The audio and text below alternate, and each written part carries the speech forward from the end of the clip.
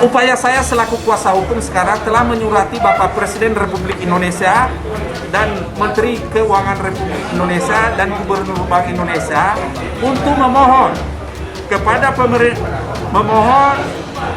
dengan surat ini permohonan pengembalian pinjaman pemerintah Republik Indonesia.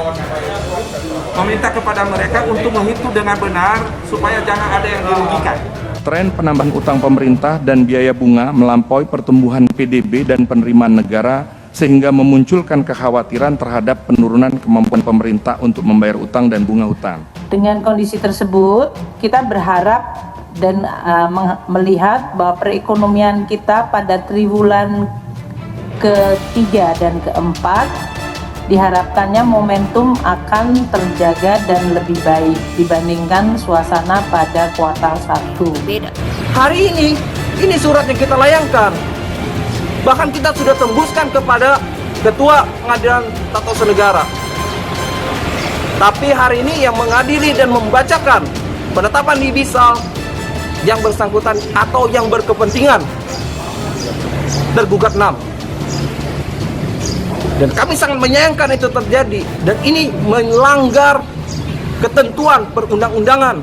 Dan ini adalah bentuk perlawanan terhadap hukum di Republik Indonesia. Utang kita dari pemerintah masih pada level di bawah 30%, yaitu 29,72% dari PDB. Di posisi tetap terjaga aman. Ya kan, dulu waktu zaman SBY, Menteri Keuangan Sri Mulyani terbitin surat hutang bond dengan bunga 2%. Saya minta Sri Mulyani coba tukar itu bond yang saudara bikin dengan bunga sangat mahal, merugikan rakyat Indonesia 11 miliar dolar. Tolong tukar dengan bond dan pembiayaan lebih murah. Harusnya. Gagal mediasi, Jokowi tak bersedia bayar utang 60 miliar ke seorang warga asal Padang.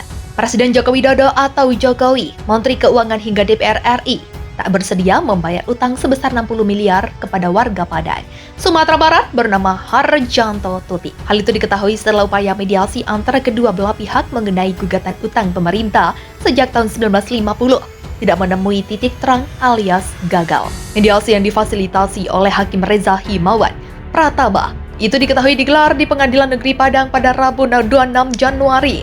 Dalam mediasi tersebut tidak ditemui kesepakatan antara penggugat yakni Harjanto Tuti dengan tergugat yaitu Presiden Jokowi. Menteri Keuangan dan DPR RI, pihak tergugat tidak bersedia membayar utang kepada Harjanto Tuti. Pihak tergugat yakni Menteri Keuangan yang diwakili 12 pengacara kemudian memberikan jawaban tak bersedia membayar utang. Itu karena surat obligasi yang dimiliki Harjanto dianggap telah kadaluarsa karena lewat dari 5 tahun sejak tanggal ditetapkannya keputusan pelunasan yakni 28 November 1978 jika tidak diuangkan.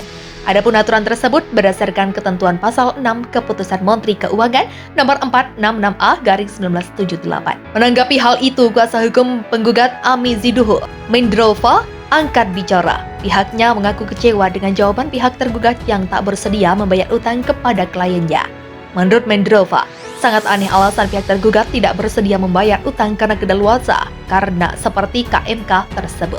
Padahal kata dia KMK itu mengangkangi Undang-Undang Nomor 24 Tahun 2002 tentang Surat Utang Negara Obligasi tahun 1950, di mana disebutkan bahwa program rekapitalisasi Bank Umum, pinjaman luar negeri dalam bentuk surat utang, pinjaman dalam negeri dalam bentuk surat utang, pembiayaan kredit program yang dinyatakan sah dan tetap berlaku sampai surat jatuh tempo. Mendrova menegaskan undang-undang jelas lebih tinggi tingkatannya daripada KMK yang belum terdaftar dalam lembaran negara Republik Indonesia. Mendrova pun menyinggung soal kliennya yang sudah membantu pemerintah ketika negara memasuki masa sulit. Menurut Mendrova, karena mediasi gagal, maka pihaknya siap melanjutkan gugatan tersebut ke persidangan. Akan lanjut ke sidang nantinya, kata Mendrova. Sebelumnya diberitakan seorang warga Padang, Sumatera Barat, Harjanto Tuti, menggugat Presiden Joko Widodo atau Jokowi terkait utang pemerintah Republik Indonesia sejak tahun 1950. Harjanto yang merupakan anak kandung dari Lim Chiangpon, pengusaha rempah, meminjamkan uang kepada pemerintah Republik Indonesia ketika itu. Kuasa hukum Harjanto Amiziduho Maendrova menjelaskan proses utang piutang berawal dari dikeluarkannya Undang-Undang Darurat RI Nomor 13 Tahun 1950 tentang pinjaman darurat yang ditetapkan di Jakarta tanggal 18 Maret 1950 dan ditandatangani Presiden RI Soekarno. Menurut Maendrova, berdasarkan bukti penerimaan uang pinjaman oleh tergugat yang ditandatangani oleh Jafrudin Prawira Negara selaku Menteri Keuangan tahun 1950 sebesar 80.300 dengan bunga sebesar 3% per 1 tahun berdasarkan peraturan perundang-undangan.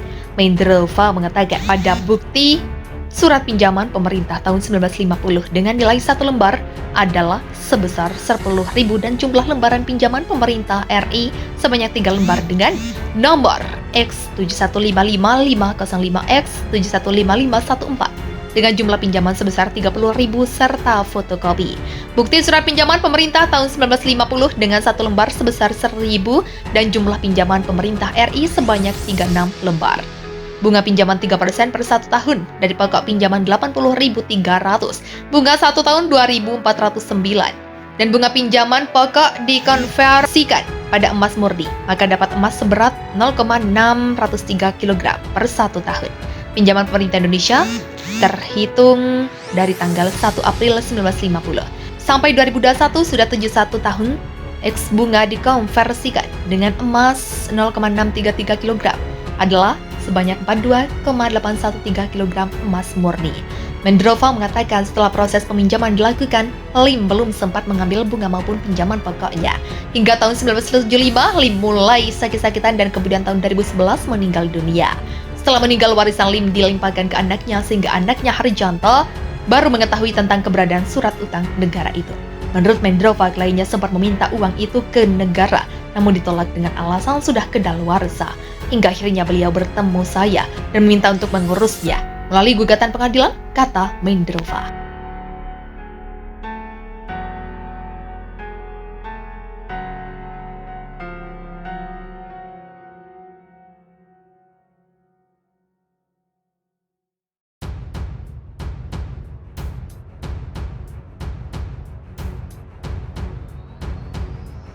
KPK dalami keterangan Ubedillah Badrun soal dugaan KKN dua putra Jokowi, Gibran dan Kaisang. Komisi Pemberantasan Korupsi menyatakan akan mendalami keterangan yang disampaikan dosen Universitas Negeri Jakarta, Ubedillah Badrun untuk dugaan korupsi, kolusi, dan nepotisme. Dua putra Presiden Joko Widodo, Gibran Raka Buming Raka dan Kaisang Pangarep. Keterangan itu disampaikan oleh Ketua KPK, Firly Bahuri merespon pemanggilan terhadap Ubedillah Badrun, Rabu 6 Januari. Kita lakukan pendalaman apa yang dilaporkan yang terkait bukti-bukti permulaan apa yang dimiliki, ucap Firly Bahuri. Setelah mendalami keterangannya disampaikan Ubedillah Badrun, Firly berjanji pihaknya akan mengungkapkan kepada publik hasil kesimpulannya. Tentu akan kita uji, nanti akan kita beri kesimpulan. Tentu ini adalah proses dan kami pastikan KPK akan menyampaikan kepada publik pada saatnya, kata Firly Bahuri. Sebelumnya diberitakan Kompas TV, dua putra Presiden Joko Widodo, Gibran Raka Buming dan Kaisang Pangarep dilaporkan KPK oleh seorang dosen Universitas Negeri Jakarta yang juga aktivis 98 Ubedillah Badrun. Menurut Ubedillah, Gibran dan Kaisang diduga terkait tindak pidana korupsi dan atau tindak pidana pencucian uang dan berkaitan dengan dugaan korupsi, kolusi, dan nepotisme. Kami minta kepada KPK untuk menyelidiki dan meminta kepada KPK agar menjadi terang benderang dan bagaimana kemudian bila perlu Presiden dipanggil untuk menjelaskan posisi ini, ucap Ubedillah Senin 10 Januari.